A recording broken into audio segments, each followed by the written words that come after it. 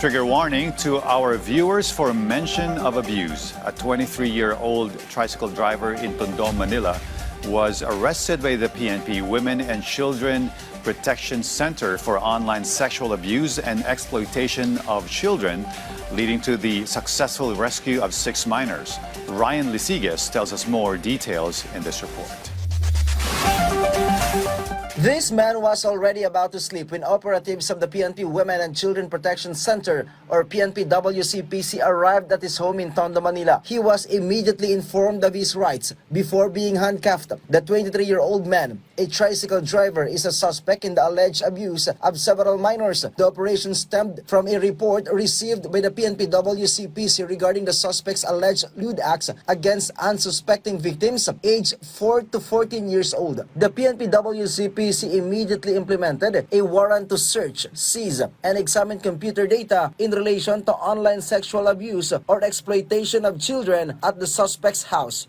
Sa masusing pag-iimbestiga, positively identified siya bilang siya yung isa sa mga nandun sa mga images na i-report sa amin na kung saan gumagawa ng kahalayan sa mga bata.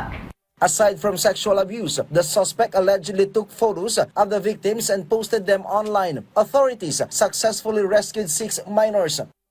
Dito sa 5 ito, positive din na yung isang batang 4 na taon ay nahalay niya. Isa siyang tricycle driver at nakatulong sa amin na yung tinutulugan niyang computer shop. Yung may-ari, one time, nag-review ng kanyang mga CCTV footage at nakita doon na hinahalay niya itong isang bata. Digital devices allegedly used by the suspect to take and distribute obscene photos of the victims were recovered. Mas importante sa amin kung ma-identify yung mga batang yon is ma-rescue and then ma-take down yung mga images if in case they have already been proliferating on the cyberspace. The suspect admitted to the crime. Nung una po, hindi po. Ngayon lang, nung mali po pala yung ginagawa ko. Mas konkret. Nung una po, hindi. Parang normal lang po sa akin kasi kamag-anak naman po.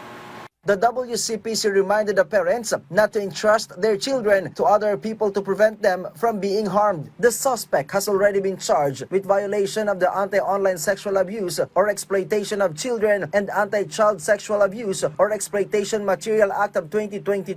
Meanwhile, the victims are undergoing counseling and psychosocial intervention where it was discovered that one of the victims was actually related to the suspect. Ryan Lisiges from the National TV Network for a new and better Philippines.